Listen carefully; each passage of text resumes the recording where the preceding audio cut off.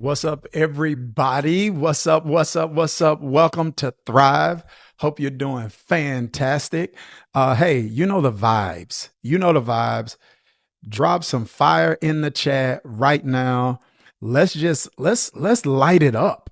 Let's light it up. It's gonna be an incredible night, and I'm looking forward to to all that's gonna be released really quick, really quick, really quick. Just a couple of because I want to get into this lesson, man. I want to get right into this lesson. So there are a couple of things I want to share, and I think they're incredibly important. I want you to lean in really quickly here.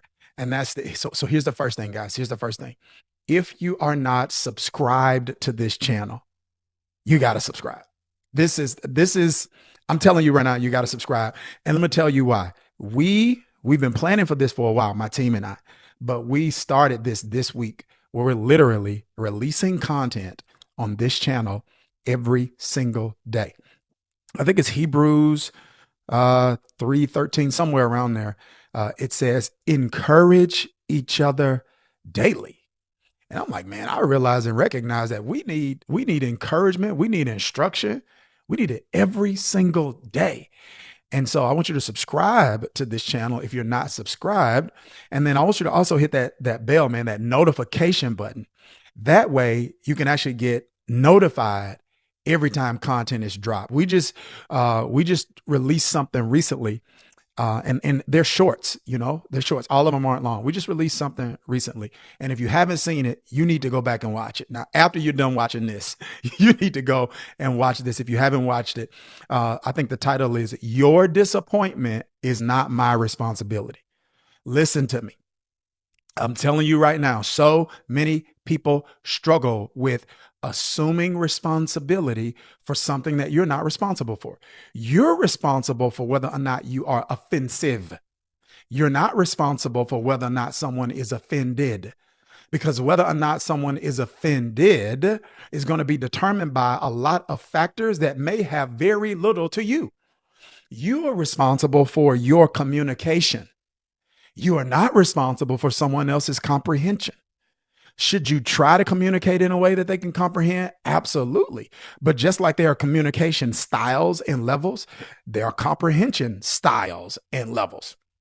And with that being the case, man, there are times where you can be as clear as you are attempting to be, as clear as you can be. And there are people who are just determined to misunderstand you.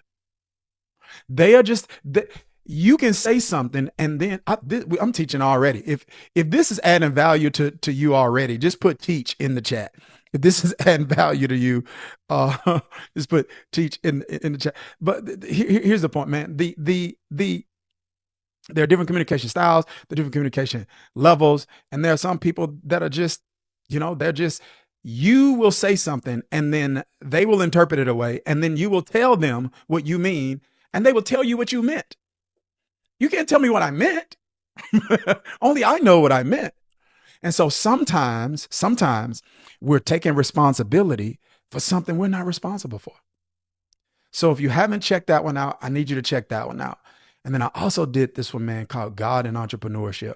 And I run into this all the time. It's like everybody, these principles I'm talking about, like of entrepreneurship, they apply to leadership, they apply to entrepreneurs, they apply to just people who want to grow. And so anyway, this content, man, we're putting on there every single day, Monday through Friday at least. And Monday through Friday and Sunday. So Sunday through Friday, actually. And so I want you to be in the know about that. Well, this is Thrive, and it's Wednesday night teaching. We believe revelation causes transformation. We do believe knowledge gives you a degree and a dimension of power. We do feel like whatever area you're ignorant in, you suffer in. And with that being the case, we take times like this at Thrive because we believe there are people in this. And if you level 3 in the chat, if you know what that means, if you level 3, just put level 3 in the chat. All right. But we just believe that there are people who want to do more than just survive. There are people who want to thrive. The John 10:10 life, the life Jesus came to give, is a life that I believe can be described by the word thrive. It literally can, man. It can be described by the word thrive. So There are those of us who say, man, I want that. Now I'm getting ready to say something. I don't know if y'all can handle this. Um, if you just want me to tell it like it is, just put that in the chat. Just say tell it like it is. If you want me to just tell it like it is, put that in the chat. Just say tell it like it is. Okay. Let me offer a disclaimer. Heaven is important. So I'm not saying heaven is important. This is what I am saying though. In many spaces, followers of Jesus are so obsessed with getting to heaven that they don't realize that part of Jesus's priority was to get heaven, the values of heaven, to earth. As a matter of fact, Jesus didn't even tell us in the Lord's Prayer to pray. See, I'm messing you up already. Are y'all okay? He didn't even tell us in the Lord's Prayer to pray to get to heaven. Because once I've received him as the leader of my life and the forgiver of my sin, that my eternal destination is settled. So he didn't even tell us to pray for that. You know what he told us to pray for? Here it is. Thy kingdom come, thy will be done on earth as it is in heaven. Wait a minute. Wait a minute. Thy kingdom come, thy will be done on earth as it is in heaven. So there's this obsession that many people are operating with on trying to get to heaven. When what Jesus is saying is, I am trying to get some of the values of heaven to earth. Thrive. And that's what these teachings are about, man. They for the serious, not the curious. And so we teach series on these Wednesday nights, or whenever you choose to watch it. We teach series because we believe the way you learn is through repetition. It's just the way that we learn. So we want to take a subject and unpack it. And all of the subjects that we teach are subjects that we believe will help you thrive. So in today's teaching, I'm starting a series of teachings on handling heartbreak. And I really want to begin. I typically don't do Thrive like this, but I want to begin. I just want to read a part of a Psalm of David. So this is David, a man after God's own heart. And we get almost like some insight into his journal. And in Psalms 55, verse 12, this is what he says. David says, if an enemy were insulting me. See, I just felt this. When I say handling heartbreak, somebody need to listen to me. Somebody need to send this to somebody. Because I'm getting ready to show you in a minute that you don't just have heartbreak when you're broken up with. Yeah. Like, I don't even know if I'm gonna talk about breakups in this series. Right? So when most people hear heartbreaks, they think breakups. So then breakups become the only time they pay attention to their heart. Not knowing that your heart can be broken when you're not going through a breakup. Let me prove it to you. David says, Psalms 55:12, if an enemy were insulting me, I could endure it. If a foe were rising against me, I could hide. But it is you, a man like myself, my companion, my close friend. Watch this. With whom I once enjoyed sweet fellowship at the house of God. Wait a minute. So I want you to hear what he's saying here. As we walk about among the worshipers. I'm going to read that last one again. I'm going to read verse 14 again. As we walked, with whom I once enjoyed sweet fellowship at the house of God, as we walked about among the worshipers. So let me let me set some expectations here. Because we're going to be talking about handling heartbreak in a number of different contexts through this series. Tonight, I want you to see where we're starting, because you have a man after God's own heart who is dealing with a degree and a dimension of heartbreak. And this heartbreak did not come from an enemy. It came from a friend. Listen to what he said. He said, if an enemy were insulting me, I could endure it. What is he saying? He's saying, I expect people that I have antagonistic like relationships with to be people who are behaving in ways that are not in my best interest. He said, so I'm not wounded by that as much because I don't have an expectation of them to behave differently. Come on. I know their nature. Write this down for my note takers. And when you know the nature of a thing, its behavior becomes predictable, which is why some of us need to be, and I'm going to keep screaming this until I can't scream it anymore. We need to be more attentive so we can be more discerning. Somebody put in the chat, pay attention. Yeah, we need to watch this. The prerequisite for discernment is attention. There people say, I want discernment, which is the ability to recognize patterns and make your adjustments accordingly, right?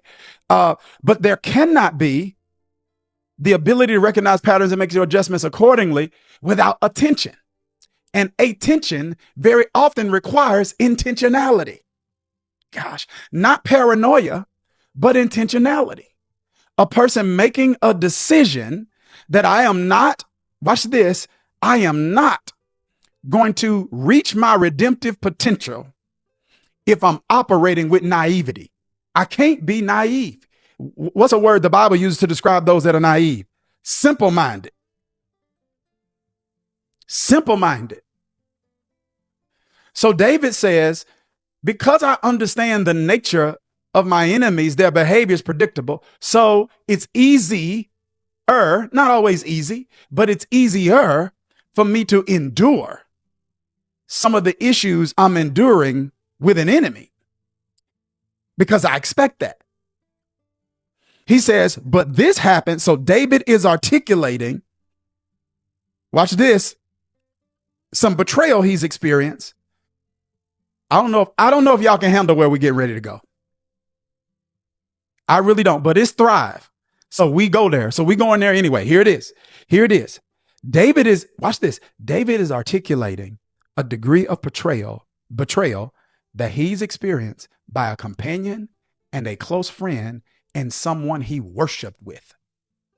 Come on in here. Come on in here. What did he say in verse 14? He said, I enjoy sweet fellowship at the house of God. He says, we fellowship together at God's house.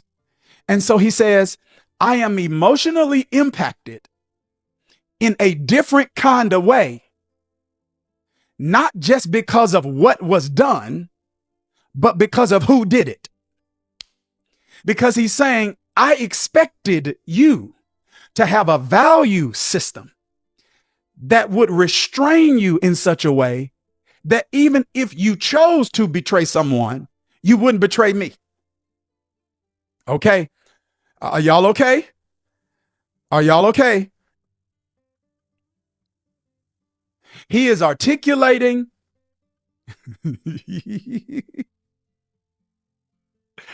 He's articulating heartbreak from someone he is not only close with, but someone he worships with. So come on, everybody breathe deep because we got to go there. This is going to be tough, guys. This is going to be tough, but we're going to get better and we're going to thrive and we're going to heal and we're going to evolve, because if you're going to thrive, you're going to have to handle heartbreak. What am I doing? I am not articulating what David said in an attempt to make us cynical or paranoid. This should not lead you to paranoia. God did not give us the spirit of fear, but power, love, and a sound mind. I am not saying be paranoid. Paranoia is not of God. The Bible says perfect love casts out fear. When you know you are loved perfectly, maturely by the Father, the revelation of that love creates the eviction of fear, because you begin to say things like and think in ways like, he loved me too much to let me go out like this. Somebody ought to put some fire in the chat right there. Perfect love casts out fear. He loves me too much to let me go out like this. So I'm not saying be paranoid. I'm not saying be cynical.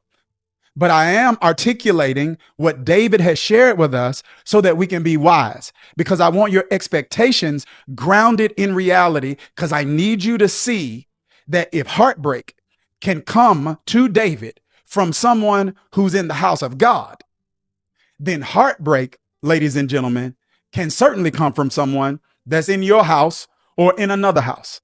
So what am I trying to do here? I am trying, watch this.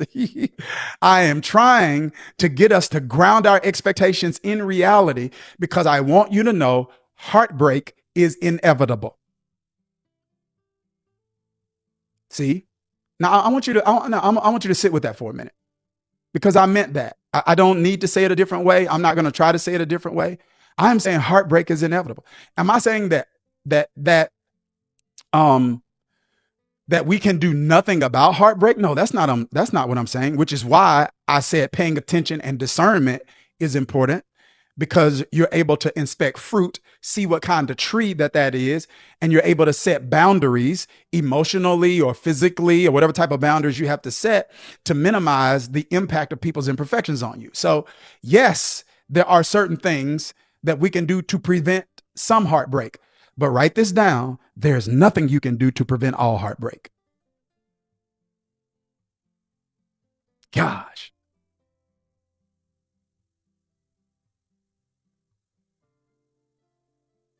So then, since I can't avoid it, I need to learn how to overcome it.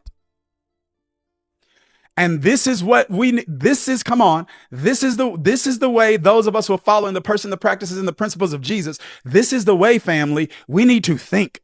We need to think that I don't have to avoid everything to overcome everything. We need to realize and recognize that God doesn't have to, watch this, cause me to avoid it in order for me to overcome it. That even the gospel is not a gospel of avoidance. The gospel is a gospel of overcoming. Are there certain things we avoid? Yes. We see examples of this in the book of Exodus with the incident that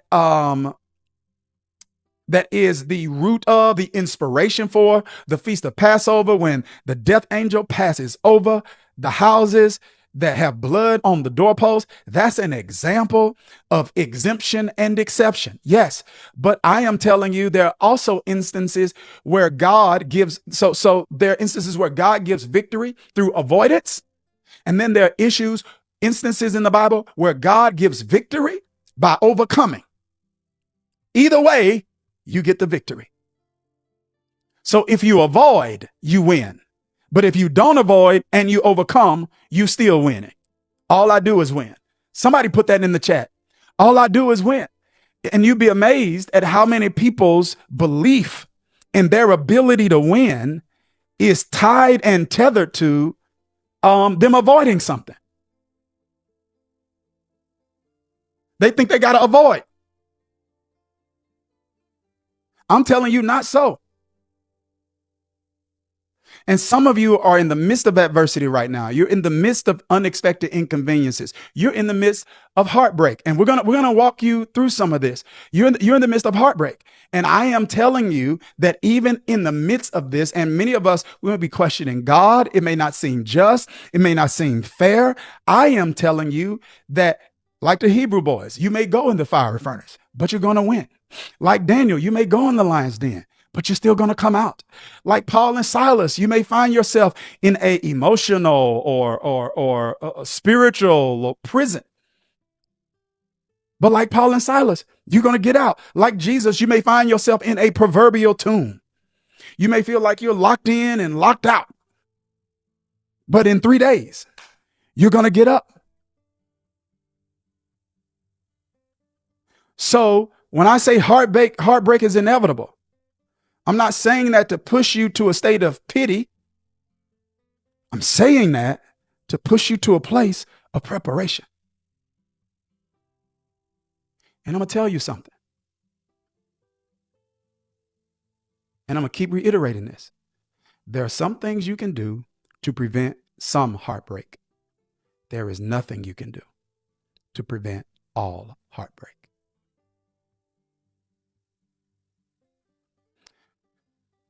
Darius, I need you to prove that to me just a little bit more. Okay, Jesus is I think the perfect example. He's a perfect man. What does that mean? As a perfect man, he does everything perfectly. So the way he manages every situation is perfect. The way he treats his friends, his disciples, is perfect. He always feels what should be felt. He always says what should be said. His response to every situation was the perfect response. So you had a perfect man who sees perfectly, feels perfectly, knows perfectly, always responds perfectly, and that man still got betrayed. Judas. So if a perfect man who sees perfectly, feels perfectly, invests perfectly, speaks perfectly, gets betrayed, watch this, and not only gets betrayed, but recognizes that that betrayal is inevitable. There's where you get that. Well, Jesus had something, he had like a last supper pre-death with his disciples, right? And they all go to this room and they're having this last supper. And Jesus at the table says, hey, somebody here is going to betray me. That's a completely different lesson. You know, you got to know who's at your table. Jesus said, somebody here is going to betray me. And then they like, who is it? And Jesus tell them, Judas. And then Jesus looks at Judas and says, whatever you're going to do it quickly. So he knew he was about to be betrayed. Yet, look at me, listen to me, please. Yet, he didn't try to talk the betrayer out of it because he knew he couldn't. Your generosity never changes the character of a betrayer.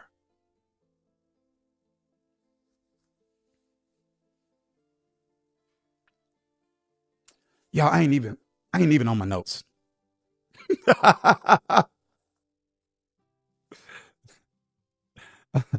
I'm not even on my notes. But heartbreak, guys, is inevitable.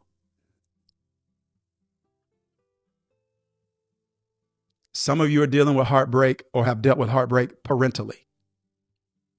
Some of you dealt with heartbreak romantically in a romantic relationship. Some of you dealt with heartbreak because of your own children. Some of you have dealt with heartbreak at work. Some of you, like David, have dealt with heartbreak at church. Some of you dealt with heartbreak from friends. At some point, you are going to be adversely impacted by somebody else's imperfections. And you have to make a decision on how you're going to handle that because you're not always going to be able to avoid it. And here's the thing. Let's be honest now. Come on. Let's talk real. Let's get healed through this series, guys. Let's not just get inspired or informed, but let's get healed through these series. Watch this. And you can't get healed if you won't be real. And if most of us are real, we are just intuitively handling heartbreak. We don't have a philosophy to handle heartbreak that's informed by the scriptures. When you really think about it, it's like, how do you handle heartbreak and where did you get that from? I think for many of us, there are some things that we, some scriptures and things of that nature that we would quote. You know, we say some things like, I'm not going to render evil for evil. I'm going to be angry, but I'm not going to allow my anger to create a sinful response. Like, so there, we probably know a scripture or two, but if I would have like, hey, if I would like sit us down and be like, hey, like, what's your plan for handling heartbreak? Woo! What's your plan for that? Many of us don't have one. And we must be prepared to handle it because watch this. Satan is banking on you not having a plan.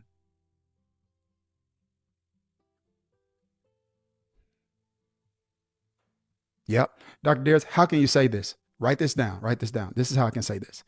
Because whatever God creates, Satan wants to corrupt.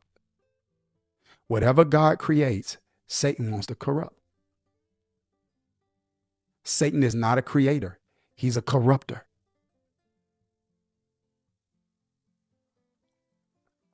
He's not a creator. He's a clone.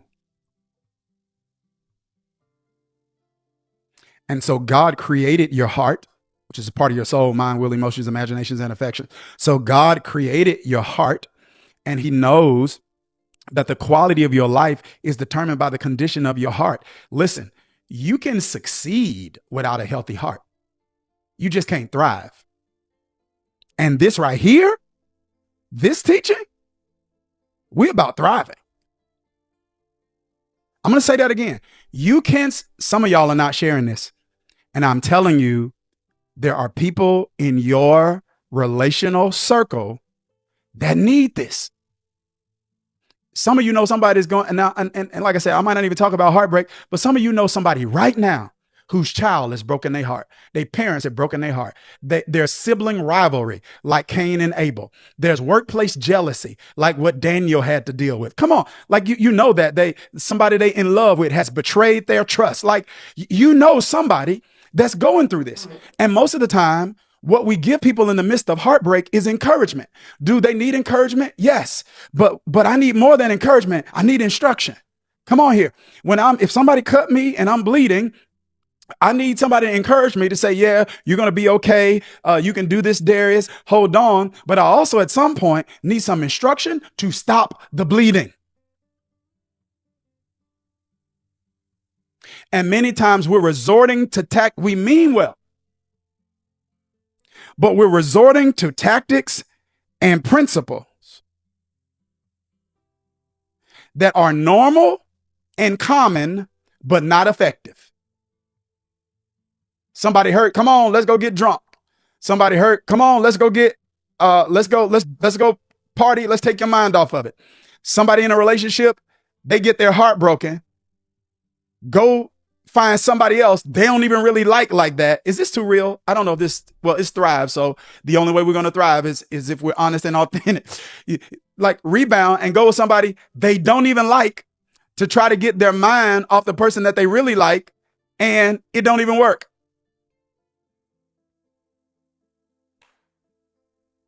I'm gonna leave it at that. Boy, if this was if I was in a different setting, we would really get a little real there.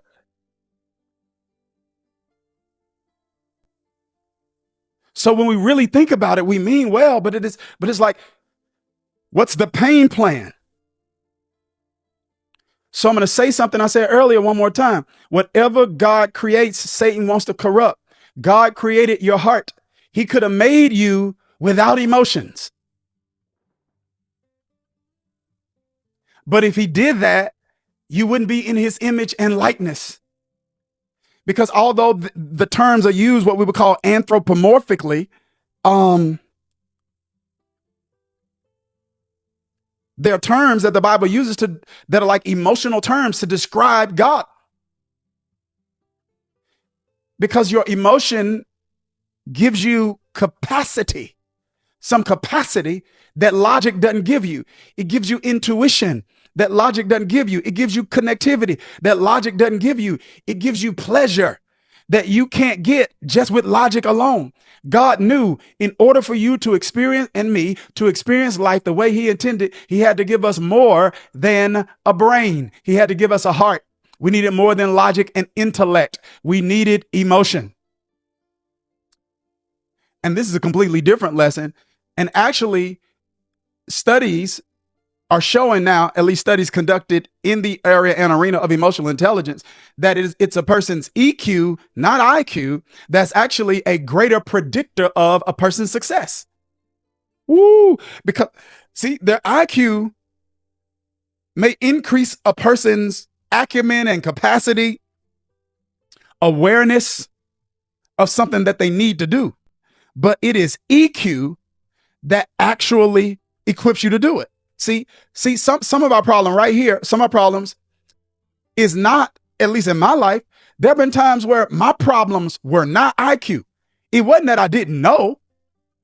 It was EQ. It was, for whatever reason, I couldn't do it. If you ever been in a situation like that, just put me too in the chat. Just put me too. Me too.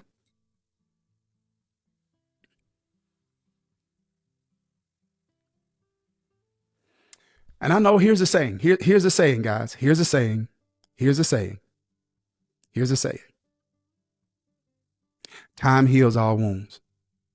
No, it doesn't. Somebody write this down. Time takes the pain away. It doesn't take the wound away.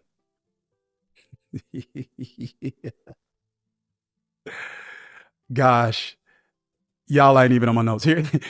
Just time takes the pain away. It doesn't take the wound away. I tell this story very often about my father. His right pinky finger is like this. He can't extend the finger. So his right pinky finger only extends this far. Because when I was a teenager, we were playing basketball in the backyard and I tried to get a rebound. I came down on his finger, boom, I broke his finger. I heard it pop. So my dad, old school, he never went to the doctor to get it fixed, right? And so it grew back, but it grew back wrong. Here's the issue, guys. His finger don't hurt no more. His finger no longer hurts.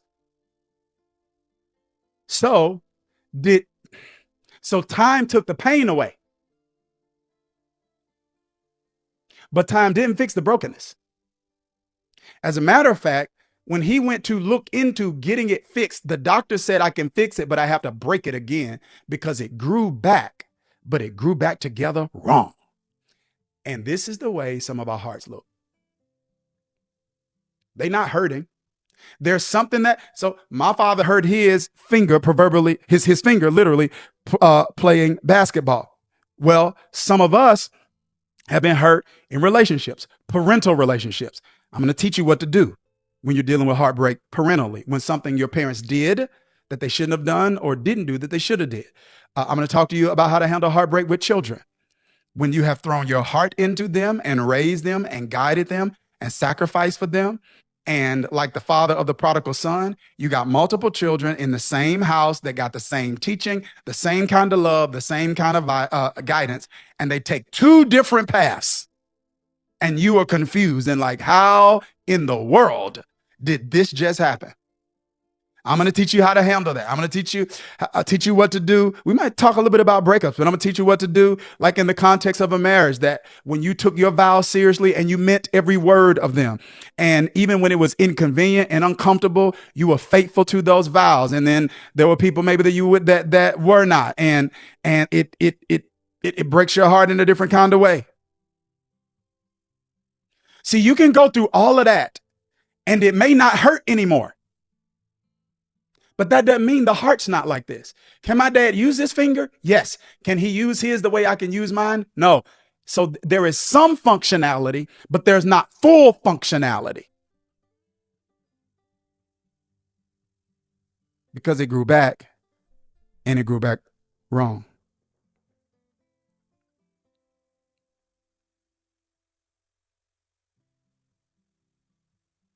Because that's what happens, family, when it comes to heartbreak. Whatever God creates, he created our heart. Satan wants to corrupt. Because you can succeed. The quality of your life is determined by the condition of your heart. You can succeed. Listen to me. You can succeed without a whole heart. You just can't thrive without one. So when I say succeed, it means that you can have success in some areas. Like you can have success financially without a whole heart. You can have success professionally without a whole heart. Listen, you can have success in ministry. Like, I mean, I don't know if you can have success from God's perspective in ministry, because I think God's metrics and our metrics aren't always the same. Like, so that's a completely different. I think does God count people? Of course, God count. Every number is a name. Every name represents a story in a person. Every story in a person matters to God. It's the whole book of the Bible called Numbers. So do numbers matter to God? Yes. But God is not just counting people. He's weighing them.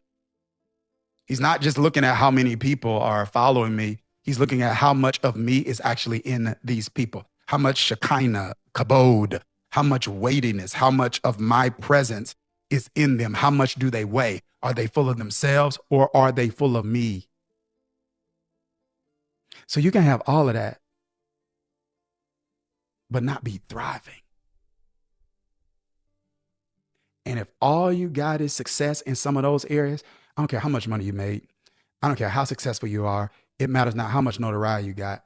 If all you got is external success and you do not have internal fulfillment, you are settling.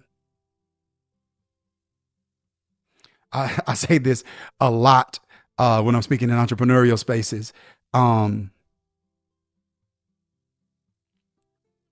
If all you got is some money, you settling. All you got now is money important. Yeah, yeah. And money's not the most important thing. It affects almost everything that's important. But if all you got, you're settling.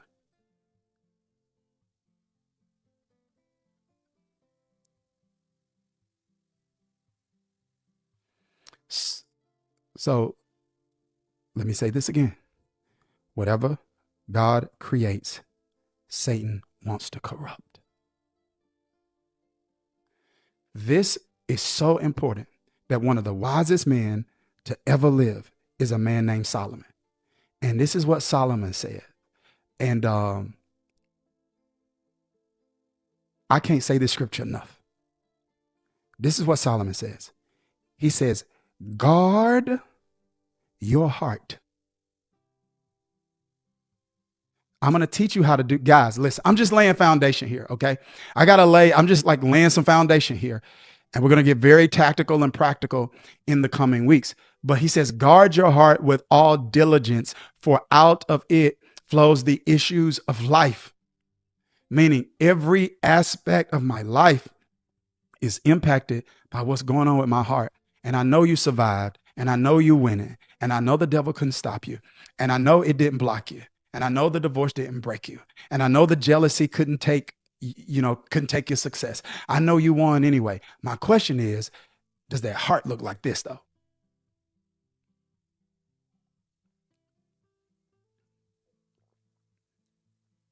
What does that heart look like?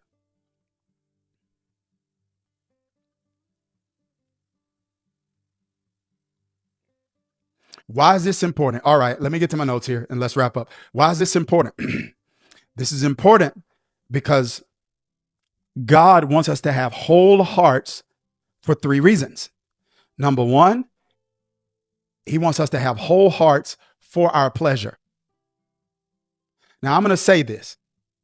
We should not make an idol out of pleasure. We should not make an idol out of comfort. But I'm standing 10 toes down. Well, I'm sitting right now, but I'm standing 10 toes down that the scriptures, on my conviction at least, that the scriptures are clear that God delights in the pleasure of his people. Joy, pleasure, peace, pleasure. God recognizes that there's a degree of internal fulfillment that is only possible with a heart that's not jaded, a heart that's not cynical, a heart that's not paranoid. Now, why is this pleasure, or let's use the word joy? Why is this important? Now, here's the book now. Here's the Bible. Here's the Bible. Here's the Bible. Here's the Bible. Jesus said, these things I've spoken to you that my joy might remain in you and that your joy might be full. Jesus said, I've spoken this to you that my joy might remain in you and that your joy might be full. So he is articulating his intention that we have full joy. He said, I want your joy to be full. My God. He said, I want it to be full. Watch this. But you don't get full joy just by wanting full joy, because I want full joy. I've always wanted full joy. But you don't get full joy by wanting full joy. You get full joy by doing the things that give you full joy and protecting yourself from the things that rob your joy.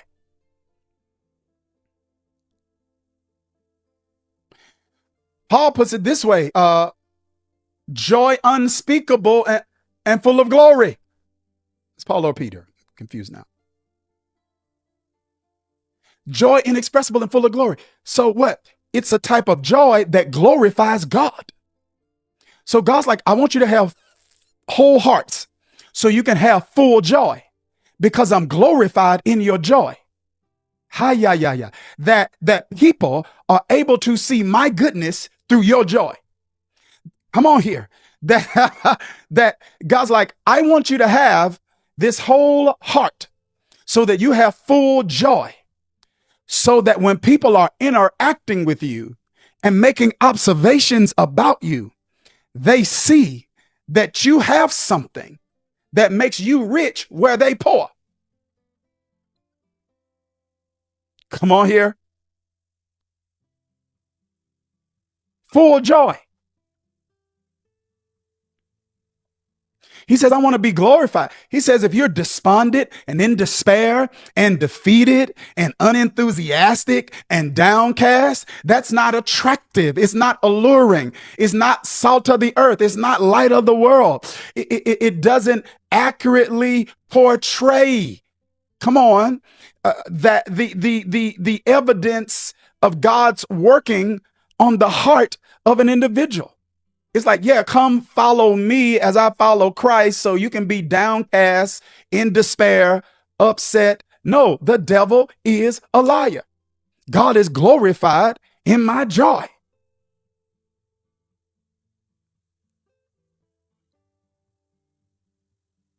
So that's why he wants us to have a whole heart. Number one, our pleasure. Number two, he wants us to have a whole heart, which means we got to properly manage heartbreak. Number two, because of our purpose. Number one, our pleasure. Number two, our purpose. Dharius, what do you mean by that? Psalm 78:72 says, and David shepherded Israel with the integrity of his heart and the skillfulness of his hands. So this, ladies and gentlemen, reveals to us two aspects or two areas that God emphasizes that we've got to lean into if we want to effectively carry out what we've been born to do. Heart and hands. Heart and hands. Integrity of his heart, skillfulness of his hands. So he was skilled at a thing. That's a completely different lesson. And we have to talk about that. The saints need to understand the importance of skill. I know we spiritual, but we need to understand the importance of skill.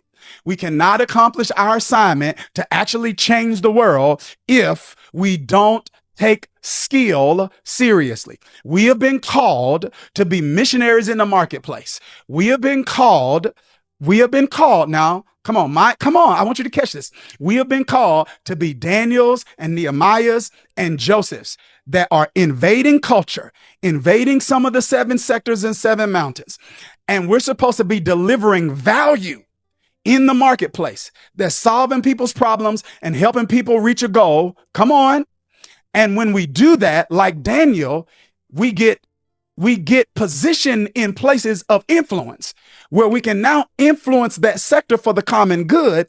And now we also have the ability to exercise spiritual influence on other people because they see this person's skilled, they credible, they good at what they do, yet they got some joy on the inside that's showing on the outside. Yet they got a value system that they don't sneak and connive and lie and exploit and steal. So that's a completely different lesson. I need to do a lesson on that. Skills. I know we spiritual, but skills. Lord, I don't want to get too much into this. Too many times, saints recognize spiritual gifts or natural abilities, talents, but they don't develop them so that they become a skill. So that you can be gifted at something and not skilled in it. And one of the greatest enemies to some people's skill development is their previous success. That's the reason some people can't get better, because they won't get better in their present because things have went well for them in their past. I see this with speakers all the time. I'm running a program now called Purpose and Profit Academy, and I am helping people. There are about eight avenues that I'm teaching people to utilize to carry out an aspect of their purpose to serve other people and also create a stream of income back into them that they can use to free themselves up to focus more on their purpose or to fund things that are part of their purpose that they're passionate about so that we're not always begging and asking other people to fund God's work. And one of the things I say a lot in that program, and I'm gonna keep saying it, and I hope the people in that program are getting it, is like I'm giving you the strategies in that program, but none of the strategies work without skill.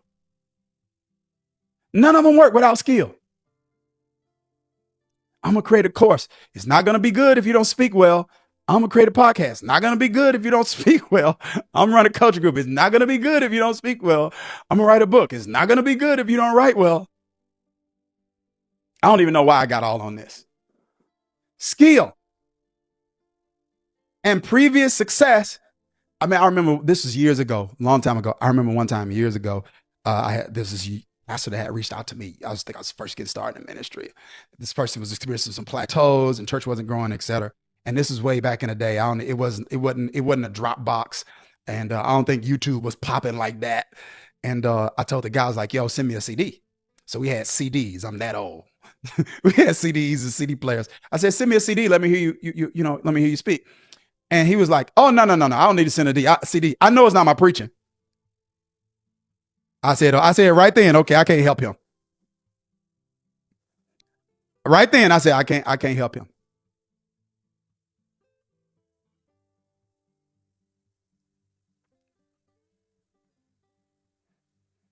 Because he's operating with an assumption that he's better at something than he actually is. And he's assuming that if I fix everything else, I won't have to fix this in the skill area. Anyway, here's the point, because I got one more point and then we're done. David shepherded Israel, their skill, right? Hands, skillfulness of his hands, but also integrity of his heart. His heart. Purpose requires more than your hands. It requires your heart. And what the enemy wants to do, the enemy wants to use the pain of your past to make your heart not fully functional, so that when it comes to your purpose, you don't throw your heart in it. There are some of you, I feel this prophetically, some of you right now that are even watching this, and as I'm speaking, you're experiencing an epiphany. Right at this moment, you're experiencing an epiphany because you're seeing that you're so gifted that you can use your hands and withhold your heart, and people don't even know the difference. You do what you do so well that people don't even recognize your heart's not in it. And so you're not fully throwing your heart into some people in your present because of what some other people did in your past. But you're so gifted, those people don't know the difference. I'm telling you, God does. And God's like, I have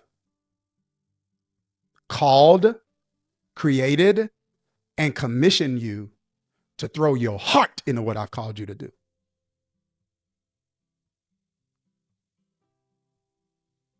My heart is in Thrive.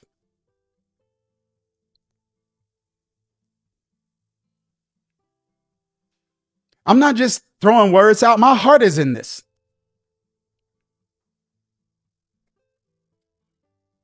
Because only the heart can reach the heart.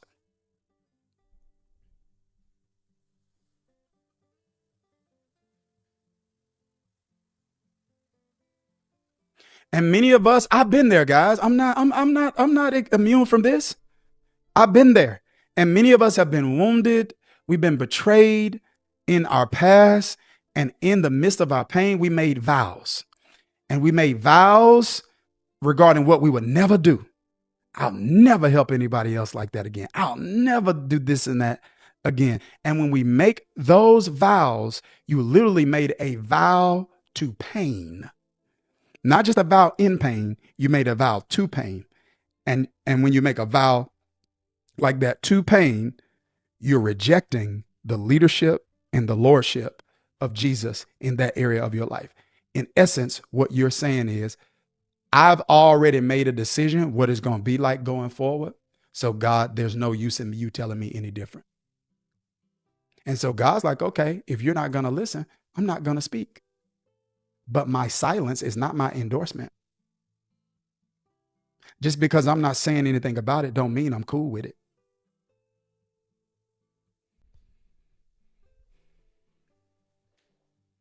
Are y'all okay? If you're not okay, just say, just say I'm not okay. If you're not okay, let me see. If you're not okay, just say I'm not okay. I'm not okay.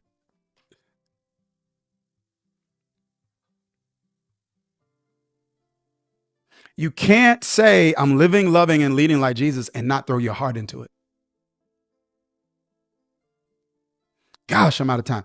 I I I shared something recently on one of the social media platforms where I was I had this moment where I felt like God kind of gave me some direction for my life in an area, and He was just like, Darius, I asked myself one time, I was like, man, am I too generous? I literally did. I was like, is my generosity creating entitlement? And I do think you can be, yeah, irresponsibly generous when you're indiscriminate. But I was like, man, is my generosity creating entitlement? And because I don't want to do that. And I was like, maybe I need to be less generous. And the Holy Spirit said to me, no, Darius, you don't need to be less generous. You need to be more strategic. Be generous, but be more strategic in your generosity. Be more discerning.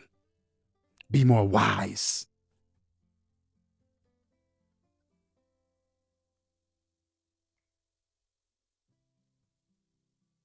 And so we can accomplish.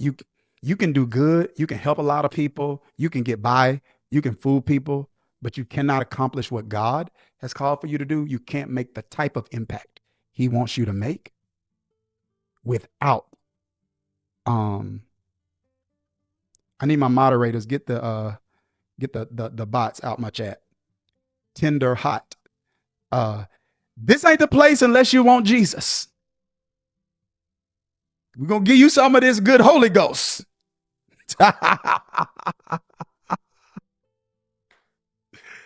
Let me get to my final point, but hopefully I'm making my point here.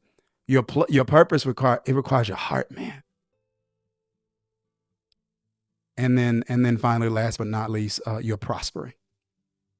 You're prospering. And when I say prospering, it could be prospering in terms of your fulfillment. It could be prospering in terms of your finances. It could be prospering in terms of your faith.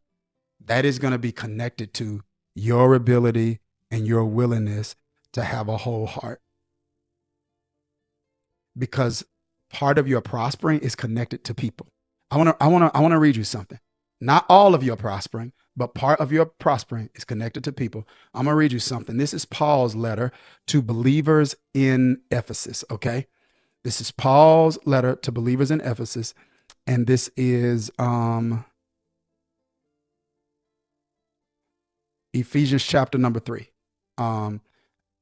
I think I memorized, when I first started reading the Bible, I was like 15, I think. 14, 15. I think I was like a sophomore sophomore in high school. And I started reading it in the King James. And so that's the way I kind of uh, memorized the Bible. And so sometimes when I'm looking at it in these other versions, it's like, nah, that ain't.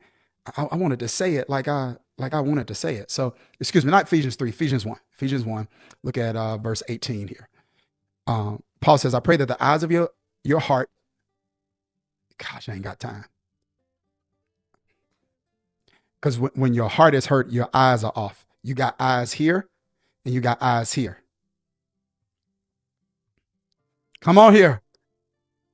These eyes of your heart. But here, she said, I pray the eyes of your heart may be enlightened in order that you may know the hope to which He has called you, the riches of His glorious inheritance in His holy people. Wait a minute. So Paul's saying, I'm praying that you get a revelation, an epiphany. So he said, I'm not praying that you cognitively understand. Because there's a lot of stuff we cognitively understand that our heart doesn't embrace, right? I mentioned this in a message recently. I was like, yo, I am fully convinced now that I'm loved by God. But I understood that cognitively for years. It just took me a minute to embrace that practically, emotionally. But here's the point, family. He says, I pray that you get a revelation in your heart to the hope to which God's called you and the riches of his inheritance. There's an inheritance that he has for you, but he has put it in some people. So there's some stuff that God has for me that's in you. The treasure is in an earthen vessel, but the treasure in you is not for you. The treasure in me is not for me. God has given me a teaching gift. That's not for me. That's for the body. God's given me a leadership gift. That's not for me. That's for the body. So me utilizing, come on, my gifts can cause other people to prosper in their faith, to prosper in their finances, to prosper in the area of fulfillment. But when your heart is jaded, you will end up trying to protect yourself from the people God has sent to prosper you. I got to quit right there. Let me just close this down right here because we out of time. I said, when the heart has not handled heartbreak in the past properly, you will find yourself trying to protect yourself from people that God has sent to prosper you. Isn't that something? We can have experiences in our past where we don't protect ourselves from the wrong people that leave us so jaded, we end up trying to protect ourselves from the right people. It's like, no, you need to protect yourself from the wrong people so you can embrace and receive the right people. And that can only happen when I learn biblical principles for handling heartbreak. It's the only way I can thrive. Because if I don't know how to handle heartbreak, it means my ability or lack thereof to thrive is going to be dictated and determined by what somebody else does and doesn't do to me. I can't let that determine if I can't stop what you do to me. I can't stop what you say about me. I can't stop. I can't control that, but I can't have my thriving dependent upon that. I can't give somebody else power God didn't give them.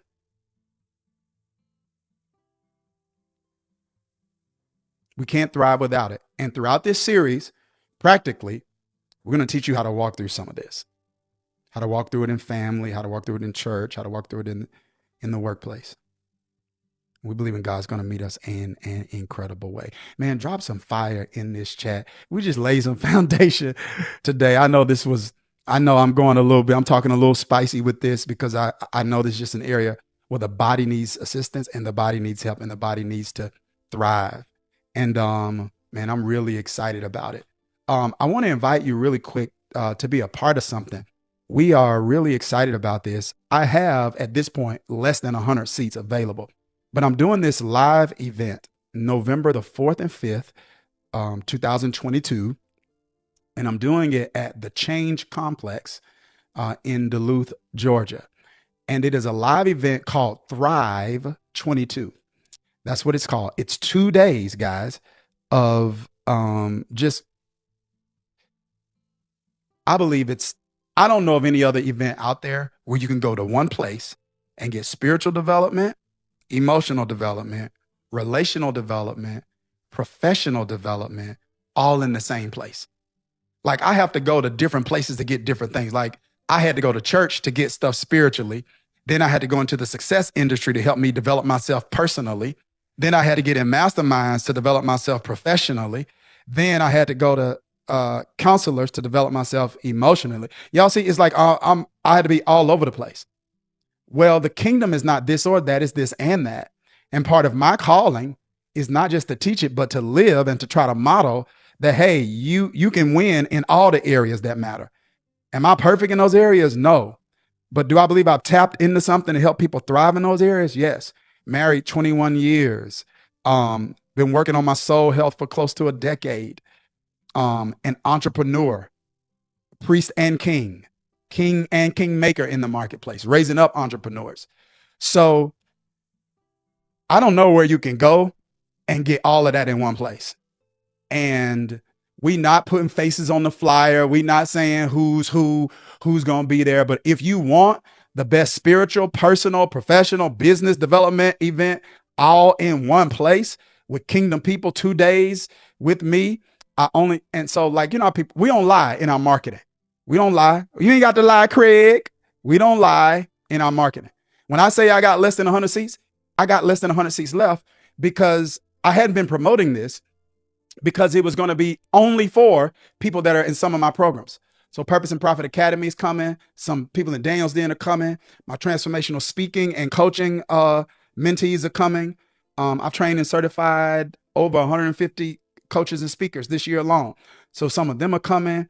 People in my inner circle are coming. I'm speaking that many of you one day are going to be in my inner circle. Some of my people in inner circle are coming. So with just the people from those programs alone that are coming, my building is almost full. So my team was like, open it up for a few people in general. So once our seats are gone, you can go to Thrive, the number 22.live. THRIVE, the number 22.live. And you can find out information and you can decide if you want to be there or not. But I did want to invite you to be a part of that. I'd love to meet some of you in person. If not, you can't do it this year. Maybe next year if the seats are available. All right. Love you guys so much. Hey, thank you in advance for your generosity. They're going to put that lower third back on the screen one more time for you. Thank you for sowing into the field that you're harvesting from. I don't care who teaches what. Let God be true and every man be a liar. The Bible is right. And the Bible says the liberal or the generous soul shall be made fat. God rewards and honors generosity. Paul says, he who sows sparingly shall reap sparingly. He who sows bountifully shall reap bountifully. So I think that's important. Just because some people in the body of Christ have a revelation that they need to correct their teaching doesn't mean everybody in the body of Christ needs to correct their teaching. That means that person needs to correct, or those people who are having those revelations, they need to correct their teaching. It doesn't mean everybody in the body needs to correct their teaching, because everybody in the body wasn't teaching what they were teaching before they got the revelation that they need to correct their teaching. So that's not a shot or a low blow or a shade at anybody. I don't do that. I'm just speaking generally. This is a biblical principle. I think the enemy doesn't want people. I think that's why the enemy uses weird stuff and all types of shenanigans and games to get us to not be generous. He wants people adverse to this, but we need to make a decision. I'm not going to avoid something just because somebody abused it. We're not going to correct wrong teaching with non-teaching. We'll correct wrong teaching with right teaching. And that is, I don't care what you're doing in life. You can till the ground. You can plant the seed. Only God can make it rain. And so thank you in advance, man, for your generosity. All right, man, I'm praying blessings on you this week. I look forward to seeing you next week for part 2. Take care.